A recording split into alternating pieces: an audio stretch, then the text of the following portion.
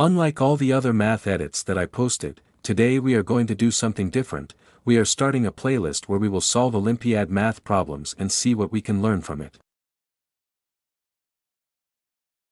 Find all real functions that satisfy this.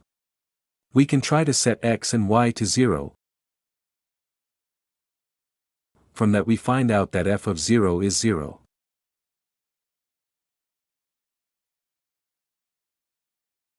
We can also test the equation for any x and y equals 0, then we can test it for negative x also.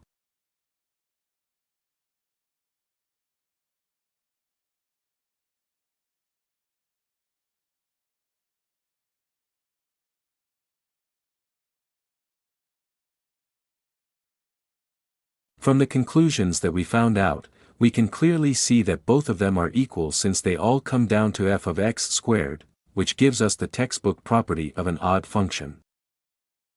But then if we flip the values we should find something interesting. Turns out both the flipped and normal equation both are equal to f of x squared plus y squared, giving us an interesting equality. Since the function is odd, we can also take the negative sign behind the second term, giving us similar arguments on both sides. Now here comes the clever trick. If we fix x to t minus 1 over 2 and y to t plus 1 over 2 we can further simplify the equation. In reality this turns out to be the trick of the problem. If you only thought of this you could solve the problem.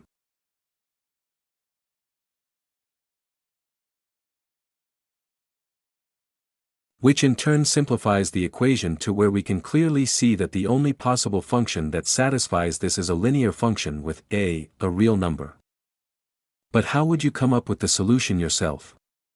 By experimenting. If you had thought of this whole equation as a function that takes both x and y and played around with the values, you would find that something is going on.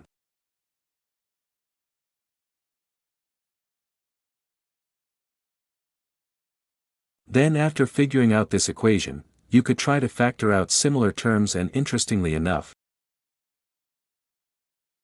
it turns out it factors out completely. Then by substitution you will find that if b was a constant you could achieve a form that proves that the function is linear. At the end of the day in my opinion I think it boils down to experience and intuition, but by solving some side problems we can always get one step closer to the actual solution.